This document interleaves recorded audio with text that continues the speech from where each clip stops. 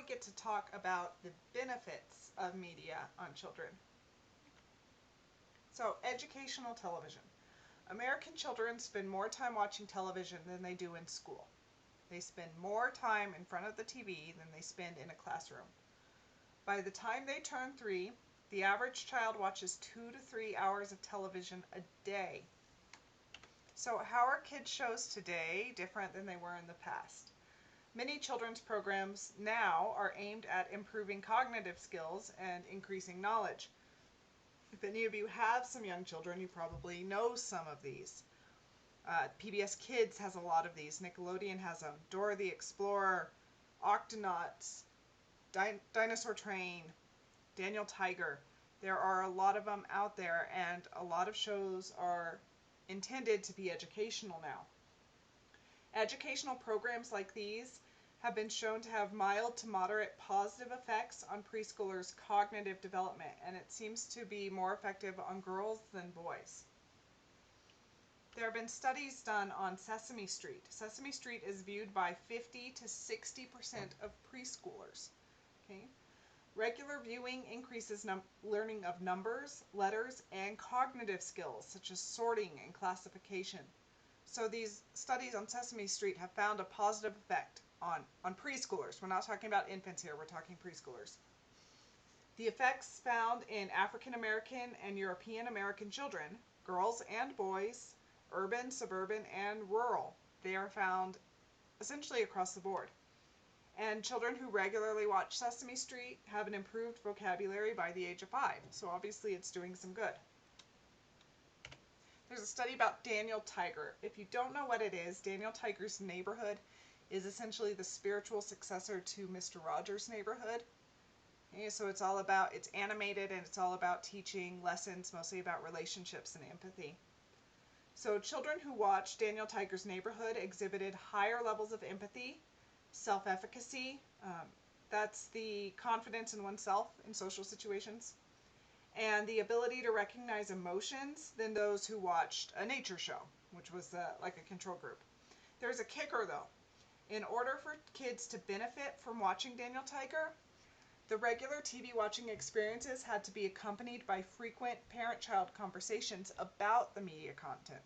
So if children just watched it by themselves without ever talking to their parents about it, they did not show these negative effects.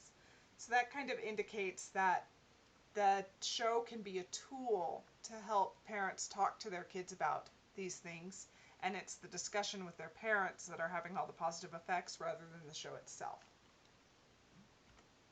Other television. Animated cartoons may not benefit vocabulary in the same way that shows like Sesame Street do. Children benefit the most from segments that give them time to respond and interact with the show, and from segments that are repeated in a show and throughout the season. Dora the Explorer is a wonderful example of this. She's constantly asking the audience questions and pausing and letting them respond. She repeats the same things over and over again.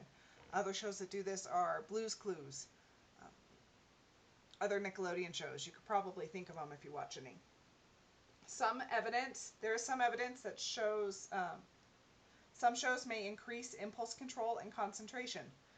But we already talked about studies that showed that TV decreases these things.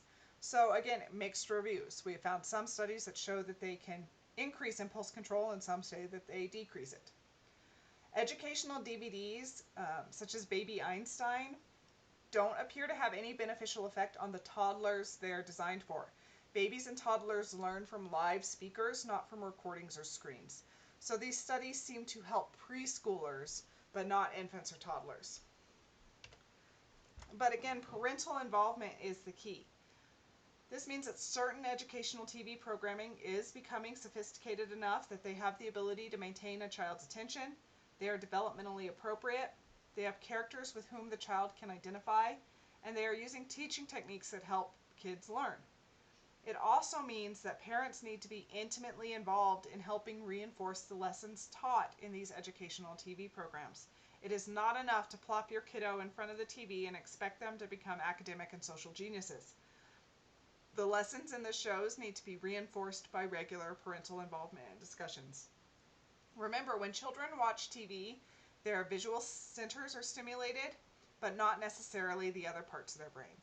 So adults watching the show with the child and talking to them about it stimulate the other parts of the brain and help integrate everything together. So it's important to talk about the show in the right way too.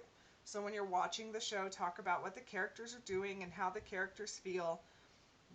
Ask the child what they think is going to happen. Ask them to repeat the show later. What happened? What happened to Daniel? And how did that make him feel? And then what did he do? So how we talk about the show matters too. The online world. Can this be a force for good? Well, schoolwork. Even with large increase in computer and internet usage, investigators found little evidence of academic harm in children ages 6 to 12. A study actually found academic benefits for two groups, girls and African American boys, who showed improved reading scores from increased computer and internet usage. Investigators thought that the boys have a greater tendency to randomly surf, whereas girls spend time reading individual websites, so that might be why girls are improving their reading where boys aren't.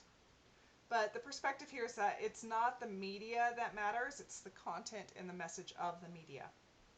Other studies say that the passive nature of watching any screen produces negative effects on children. There's evidence that digital technology may be reducing the long-term memory consolidation that is the basis of intelligence. Hyperlinks and overstimulation mean the brain has to give attention to short-term decisions rather than focusing on long-term things.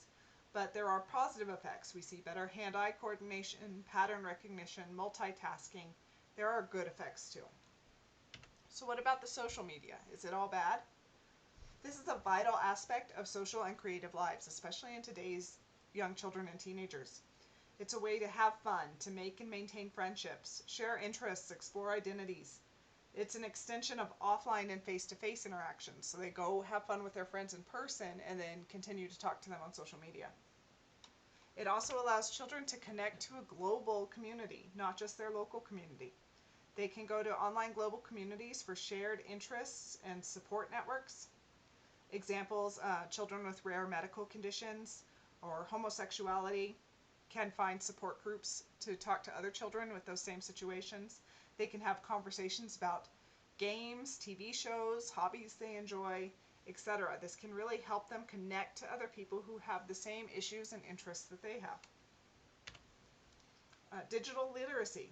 Exploring and experimenting on social media can help children build the knowledge and skills they need to enjoy online activities and to avoid online risks. Anything you can do to help them learn more about how to responsibly use media is good. Can also increase learning and creativity, especially collaborative learning. Your child can use social media to share educational content, either informally or through formal school settings. More schools are utilizing social media and online platforms. And it can help them with their creativity. Profile pages, photos and videos. They can make modifications for their favorite games. They're called mods. So there's a lot of opportunity out there for creativity online. And there are benefits to mental health and well-being. Connecting with extended family and friends, taking part in local and global online communities, all of these can give your child a sense of connection and belonging. We do have to manage the risks. There are dangers in the online world, as we've already talked about, but there are also benefits. So we have to help them learn how to use it responsibly. I've said this already. You have to teach them to be skeptical. You have to teach them how to assess the credibility of the things they're reading. In one survey, 39% of 9 to 17-year-olds agreed with the following statement: "The information I find online is always correct." Almost 40% of children thought that this was true, that the information they find online is always correct. We know as adults this is not true, but there is a tendency for children and some adults to hold on to this assumption. So we need to teach children to account for who said what and determining whether the content came from a credible source. And this is a skill that needs to be taught like any other. And this skill is easier when children have achieved formal operations and they can think these things through a little bit more.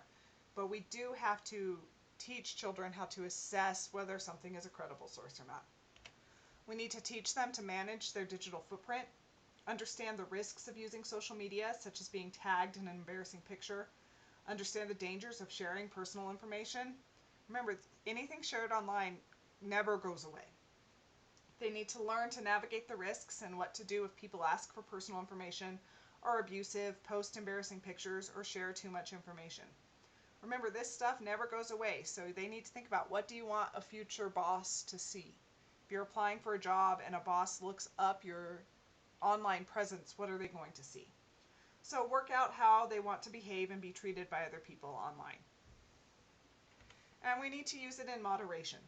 Parents should create guidelines about social media, such as when it's okay to use it and for how long, where it is okay to use it. Maybe they're not allowed to do it in or use social media in their bedrooms or at the dinner table. They have to use it on a family computer that's accessible by everybody. You need to talk about what content is appropriate, such as pictures, comments, etc., and teach them not to share personal information with anyone they don't know in person. And how to be safe. Safety essentials include blocking and reporting people they don't know or who post upsetting comments, not clicking on pop-ups. This is really important. Some pop-ups that seem safe can lead to pornography sites or ask for personal or financial information or put viruses on the computer. Accepting friend requests only from people your child knows to be who they say they are, so don't accept friend requests from strangers. And teach them how to take a screenshot and talk to a trusted adult about things they see or experience that upset them. So the internet can be risky for children, but it can also be a source of good. There's a lot of benefits to using the internet. So the important thing, as with all things, is teaching children how to use it correctly, how to use it safely.